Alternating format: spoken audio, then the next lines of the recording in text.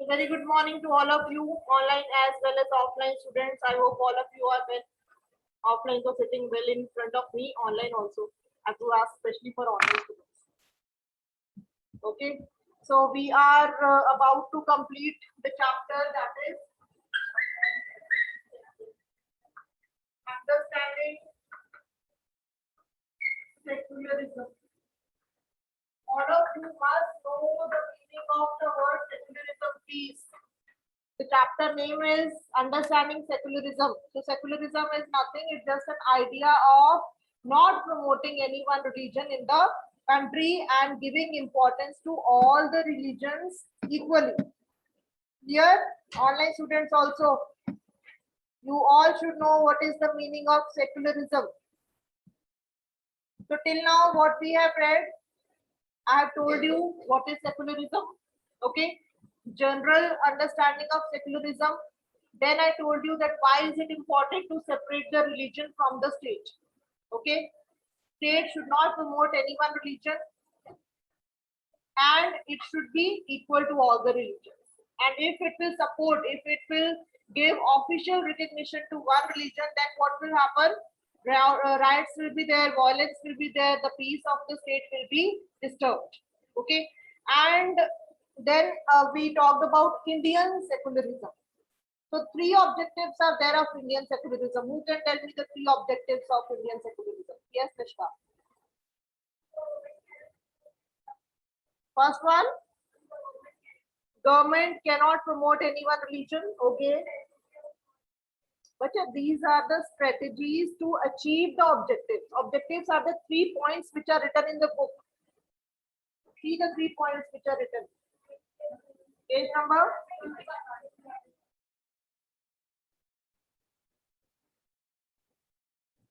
Yes, page number 21, 3 points are given. These are the 3 objectives of secularism, Indian secularism. Okay, and how to achieve these objectives? Then those strategy come. Those 3 strategies are there.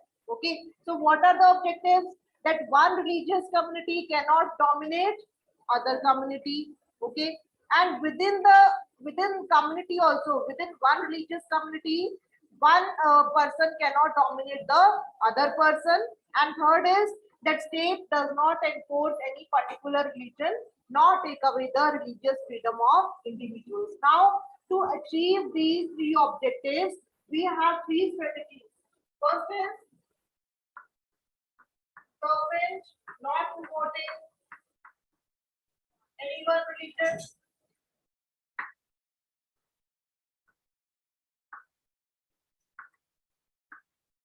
Then second is strategy of non-interference.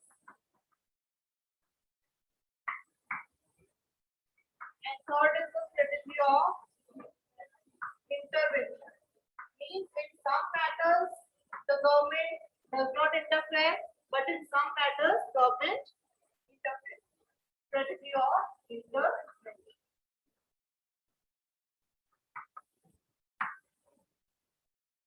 Fine. So I hope you understood these 3 strategies. We have studied examples also. In the first, I told you the government schools, they do not celebrate any religious festivals.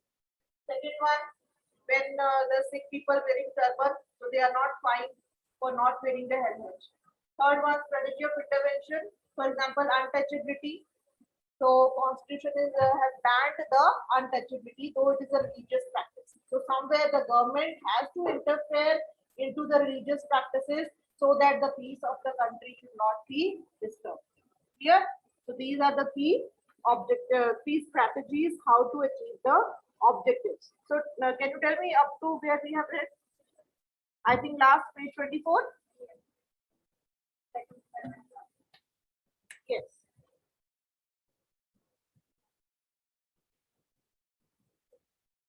So last topic of the chapter is this.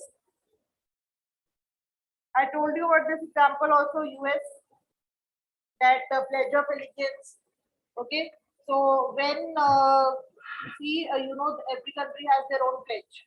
Okay, so in the US, in the United States of America, most children in government schools have to begin their school day reciting the Pledge of Allegiance. But it was said that if the pledge, if the statements or some lines of pledge conflicts with the beliefs of those children, then they will not be forced to recite that pledge. Okay. Okay. Then see which paragraph. The intervention of the state can also be in the form of support. So they say that this third strategy of intervention means the state interferes into some of the religious practices, and it is not like that it always interferes. Sometimes it supports also. Government support also. So how government supports? The Indian Constitution grants the right to religious communities to set up their own schools and colleges. You know, the cultural and educational right. Cultural and educational right, what it says. What do you mean by cultural right? If I say that I have my cultural right, so what can I do? What can I do if I say I have a cultural right? Yes. I can promote my culture. For example, if I am from the Sikh culture, so that is my right. Cultural and educational right means I have the right to promote my culture. I can set up my own school where I will promote my Sikh culture. Like, you know, these Akal academies are there. Have you heard of Akal academies? So what are they doing there? Have you seen what is the school curriculum over there? How the students, they are in discipline. Means they are, first of all, in the morning they are doing this part of Sikh part. Okay, so Sikh part they are doing every day, and they have to always cover their heads. They have to wear kurta pajamas. So that is promoting Sikh culture. So we cannot stop. Nobody has the right to stop these Akal academies because they have their cultural right. Educational and cultural right means they are promoting their own culture, right? So that is they are also right on their part. So in those, the government also supports. So government sometimes it does not interfere. It supports those schools and colleges. It also gives them financial aid on a non-preferential basis also. So if required, so they are ready to give financial aid also. What is financial aid? Yes, if they don't have money, so they can be given money also. Okay. Last topic is this, that in what way Indian secularism is different from that of other democratic countries. Now you know about Indian secularism. Indian secularism means government does not promote any one religion, but in some religious practices government interferes, and in some religious practices government does not interfere. So this is a kind of secularism of India. Now, how is it different from other democratic countries? Let's see. Some of the above objectives are similar to those that have been included in the constitutions of secular democratic countries in other parts of the world. Okay. Some are similar, means some countries, mostly the democratic secular countries, they are also having this kind of secularism. But in some countries, they do not means they do not interfere in the religion in any of the matter. Like in US.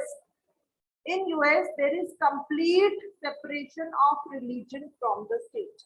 Like in India, government sometimes interferes in the religious practices, but their government completely does not interfere. Why is it so? Can you tell me the reason?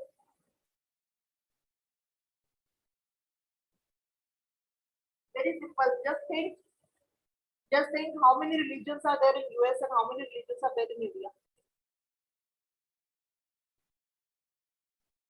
I'm not asking for numbers, but think generally that what is the effect of having many religions in the country? Yes, online students also can participate by writing in the chat box. I'm asking that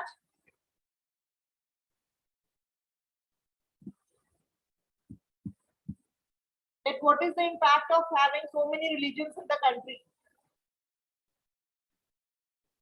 What is the impact of having?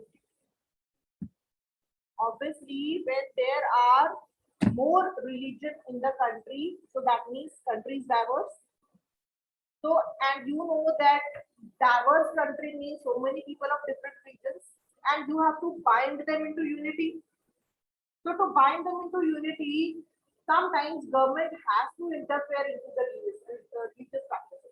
Otherwise, if it will be only left on the people only, then people will fight over each other. If nobody will interfere, they will fight over each other and they will kill each other. So to avoid these kind of situations, government has to interfere. But if you talk about US, in US, how many religions are there? Hardly one or two. Okay, there only mostly Christians are there. Okay, they believe in Jesus, and hardly the people from Africa come and other immigrants are there. Okay, so most of the people are following the same religion. Okay, and the people are, you can say, the people are, why those countries are developed, why India is developing and US is developed country, because of the people, na? Because of the people who stay there. So people are well behaved over there, people are nice there, people follow the rules, they follow the government, and you can say they live really a democratic life over there. Okay, in India, you know how people live, what kind of standard is there. Why do people in India run to foreign countries? क्यों भागते हैं foreign countries में? Because of the standard of living. Standard of living. यहाँ पे Indians, they do not follow the rules. When they go to foreign countries, they are very nicely following all the rules. Why so? Because of the corruption in India. Even the ministers are breaking the laws. So that level of corruption, and you know that in foreign country, in US, it is a clean, transparent system. Even the police is so clean and transparent. They never take any bribe. Have you heard of any case that the US police is taking bribe from the citizens? And here what happens?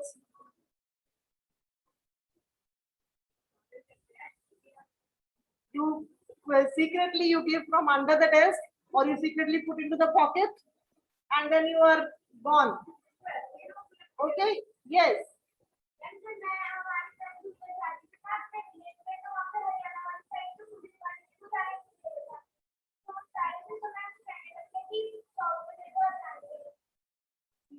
And sometimes so they openly they ask, this much you give and then you go. Means clear corruption, clear bribe taking. So that's why that is the condition of India. That's why it is not developed, and that's why the system is not right here. Okay, so that's why you can say this system is not clean. So that's why government has to interfere. Okay, yes, who has written this?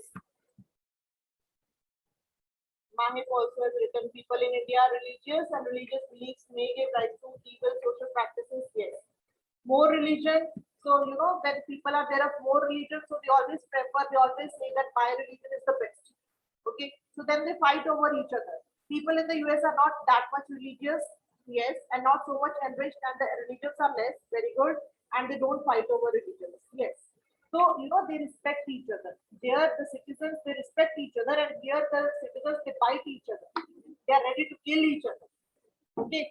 So, these kind of differences are there. That's why we are still developing, and those are advanced, developed countries. Because country is known by the people only. Okay.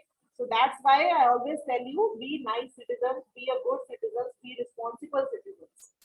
Okay, don't now you know that Indian mentality. You have to leave that Indian mentality and adopt good etiquettes in life, good way of living. Okay, then only you will have a future, better India. Yes, yes, people are very nice over there. Okay, so these are the things. For example, the First Amendment of the US Constitution prohibits the legislature from making laws respecting an establishment of religion.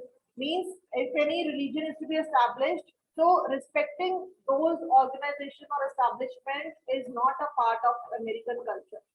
Okay, here you know Ram Mandir bana lo, itne bade statues bana lo, God goddesses. What is that? It is complete wastage of money. You put that money in some good cause to lift the power poor people. I don't know what the government has, what kind of mindset we in India is they having. They're putting money, they're just wasting money. What is the use of making such a big Ram Mandir? That is to promote religion only. Na? That is the kind of, even the government is promoting religion here. And how can they say that India is a secular country? They are contradicting themselves only. Instead of building Ram Mandir, they could have built a big hospital for the people, and where abundant of oxygen supply would have been there to improve the medical system of India. Why don't they think like that? कहाँ से चाय वाले को दे दिया देश? Seriously, means it's like what to do. Means why don't they think from that point of view? We have such good minds. We have so innovative minds, creative minds are there. So many good ideas are there. So many things are there to do with the country. But why do they just waste the money into these religious practices? I don't understand. Yes.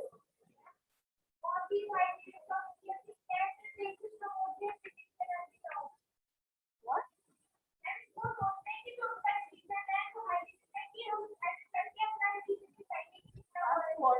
That's what Ram Mandir. Now, what is Ram Mandir? It is to promote Hindu religion only. There was no need of doing that. But still, what to do then? We have to stay there. Legislature, okay, but these kind of things are not there in the foreign countries, especially in US. Okay, and prohibit the free exercise of religion. What is meant by the word establishment is that the legislature cannot declare any religion as the official religion. Okay, in India also they have not declared any religion as official religion, but they do promote.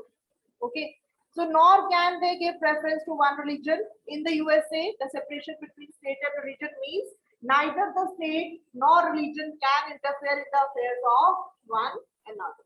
Okay, completely non-interference. So we have strategy of non-interference, but this is not applicable in the US. Okay, they do not interfere in any of the practices. There is one significant way in which Indian secularism differs from the dominant understanding of secularism as practiced in the United States of America. This is because, unlike the strict separation between religion and the state in American secularism, in Indian secularism, the state can intervene in religious affairs. So, in India, we have strategy of intervention, but in USA, there is no strategy of intervention. So, this is the difference. This is the difference between Indian secularism and other democratic secular countries like US. So you have read about how the Indian Constitution intervened in Hindu religious practices in order to abolish untouchability. You saw that. In Indian secularism, though the state is not strictly separate from the religion, it does maintain a principal distance vis-a-vis religion. So they say that though Indian government interferes in the religious practices, but still they maintain a little gap from the religion. This means that any interference in religion by the state has to be based on the ideals laid out in the constitution. So ultimately, what is the thing that we have to follow? What do we have to follow? Constitution. Okay, we have to obey our Indian Constitution. These ideals serve as the standard through which we can judge whether the state is or is not behaving according to secular principles. So Constitution is the basis of everything here. Okay, so we have not to exploit the Constitution. The Indian state is secular. Do you believe that? थोड़ा सा कर लो. And works in various ways to prevent religious domination. See, what I want to say here is, though it is said that India still is a corrupt country and where lot of things are happening, but you cannot deny that good things are also there. Huh? Little good things are there. Are there or not? Or completely negative it is? You cannot say that. You see what is the situation in Afghanistan, Taliban. So Taliban means, you know, they have stopped the co-ed schools. They says that the girls will not, this is the root evil of all the root cause of all evils. Co-ed education. You know co-ed, what is co-ed? Where boys and girls, they study in the same schools. So now that is their first step. They have stopped all co-ed schools. So see what kind of thinking. So at least we are better than them. So at least we are better than some countries, no? Still, if it is developing, we are better than Pakistan, where there is full of terrorists are there. Would you like to stay over there? Can you even stay there? Cannot even, you don't have even thought of going over there and settling there. Okay, all these Arab countries are there. So you feel like very scared of, because these Afghans and Nawabs, they are people like which are very, you know, scary kind of people. I don't know. I have that feeling of scary. So yes. Yes, and they chop the head publicly. Can you imagine? People are surrounding and the center and they bend the knees of the person and then they just chop the head. Like this. So such a cruel people are also there. So at least we are better than them. At least we are able to survive here. At least we have our freedom over here, especially the girls. They are, you know, the girls, they are the most sufferers are the women and children over there now in Afghanistan. So because they do not allow women to come out of their houses, they say that the women are only meant to be inside the houses. That's it. So at least we are better than them. At least we are having the freedom. At least now in India, girls are everywhere. They are entering. Nobody is stopping you now. So at least something positive is there. So at least I know we know the drawbacks are there, but at least some positive feeling should also be there regarding your country. Okay. Yes, they made Ram Mandir because they wanted to take votes from Hindus. Yes, politics is everywhere. Okay, so the Indian Constitution guarantees fundamental rights that are based on these secular principles.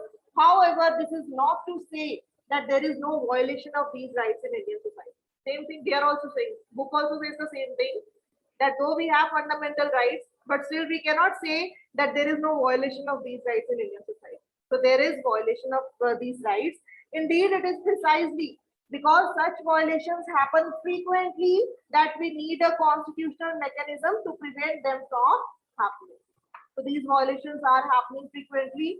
People are violating the rules, violating the fundamental rights. So there should be some mechanism by which it can be prevented. The knowledge that such rights exist makes us sensitive to their violations, because we know that it is our fundamental right. So that knowledge that we have, so that make us sensitive to these violations, that these should not happen, and enables us to take action when these violations take place. Okay, so there is one see example is there in February 2004. What happened? France passed a law banning the students from wearing any conspicuous religious or political signs or symbols such as the Islamic headscarf, the Jewish skull cap, or large Christian crosses. They were wearing all these things as their religious symbol. Okay, this law has encountered a lot of resistance from the immigrants who are mainly from the former French colonies of Algeria, Tunisia, and Morocco. Okay, so they have passed a law in France. There was one law which was passed which banned the students of the schools to wear those religious symbols or the headscarf or something like that. Okay, so because of that, but there was a lot of resistance against this law because people were migrating from other countries, so they also wanted to wear this. In the 1960s, France had faced a shortage of workers and therefore had provided visas for these immigrants to come and work in the country. So that happened because they faced shortage of workers, and then they gave visas to other country people so that they can come and work in France. The daughters of these immigrants often wear headscarves while attending school. However, with the passing of this new law, they have been expelled from their school for wearing headscarves. So they were expelled from the school also because they were wearing headscarves. Okay. So these kind of harsh laws are also there prevailing in the some parts of the country, some parts of the world, not the country. Okay. Okay, fine. So with this, we end the chapter. How much time do we have today?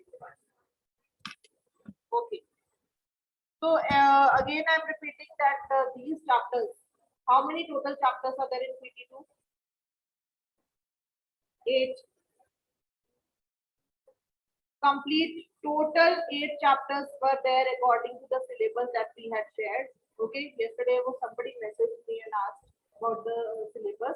So 8 chapters were there, but out of that, only 5 chapters you have done in your notebook. Okay, 5 chapters you have done in the notebook. 3 chapters. Which are the 3 chapters? Changing world of visual arts. That is completely excluded, means nothing will come from that chapter because it is not there in the new books. Okay, in the new books that chapter is not there. We have done it by mistake because we all were having old books. In the new book, that chapter is completely not there. Anybody has a new book? History? No, it is not there. We have seen in the new book. You show me tomorrow. But as we have discussed, I discussed with Disha ma'am. So it is not there. Yes, there is. I'll again discuss with ma'am.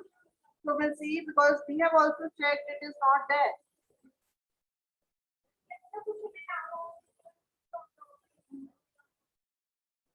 Okay, we'll discuss that.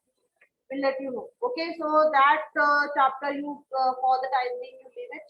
Okay, completely excluded. These 2 chapters which we are doing, these 2 chapters, this one secularism will be source-based questions. Okay, only source-based questions will come from this chapter, and one more chapter that is left, understanding laws. From that terms will come. Okay, only the terms. So these 2 chapters are not to be done in the notebook. Fine. So can we discuss question answers just to check the understanding? How much have you understood the chapter? First is list the different types of religious practices that you find in your neighborhood. This could be different forms of prayer, worship of different gods, sacred sites, different kinds of religious music and singing. Does this indicate freedom of religious practice? Obviously, yes. So you know that we have Sikhs who go to gurudwaras. Okay, then Hindus go to temples. Then Muslims they go to mosque and they follow the Quran. And the Hindus follow Gita. Sikhs follow Guru Granth Sahib Ji, and Bible is followed by Christians. Yes. Okay. Okay. So yes, this shows that there is freedom of religious practice. Will the government intervene if some religious group says that their religion allows them to practice infanticide? What is infanticide?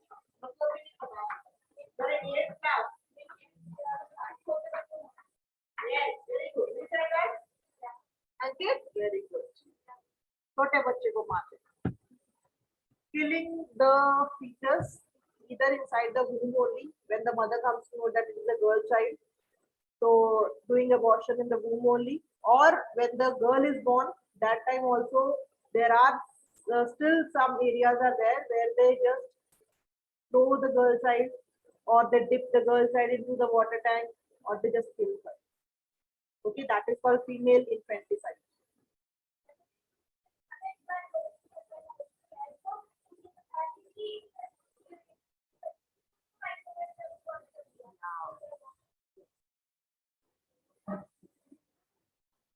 So these kind of things are still happening in the society. No, the government will stop them. No, the government will stop them. The government will stop them. Yes, government will stop them. Bhai, no, yes, government will stop them. Obviously, government has to interfere. You know that female infanticide is a crime. Okay, and if anybody is doing that, so that is a crime. And you know that for criminal procedures, We have judiciary. The judiciary will take strict laws against those who will be involved in such crimes. Okay. So yes, government has to interfere in this. Okay. Then fourth one, we will start. Look up the annual calendar of holidays of your school. How many of them pertain to different religions? What does this indicate? So, how many holidays do you get for different religions? We get holiday for Baisakhi, which is Sikh festival. We get holiday for Eid also, which is a Muslim. Diwali is Hindu. We get for Christmas also, that is Christian. What? What? Yes. So we can say that we are having holidays for different religious festivals. That means that our country is a secular country where so many religions are there and so many people are celebrating their religion, their festivals in their own way. Here, find out some examples of different views within the same religion. Different views within the same religion. So many are there. For example, God is one. Very good. Yes, because see, even how many Hindus, gods and goddesses are there? मतलब कि खत्म होने पे नहीं आते हैं राम जी कृष्ण जी गणपति जी और so many are there. I don't know the name of Shiv ji. So many are there. Okay, so in the same being a Hindu, some people maybe will say that God is one, as he said that. Okay, or some people are their followers of Shivji, some are of different. But basically, they are all Hindus. So still, these kind of these perceptions are there of people which they want to follow, and how do they believe in their religion? Okay. Okay, so we'll start next chapter. Okay, bye.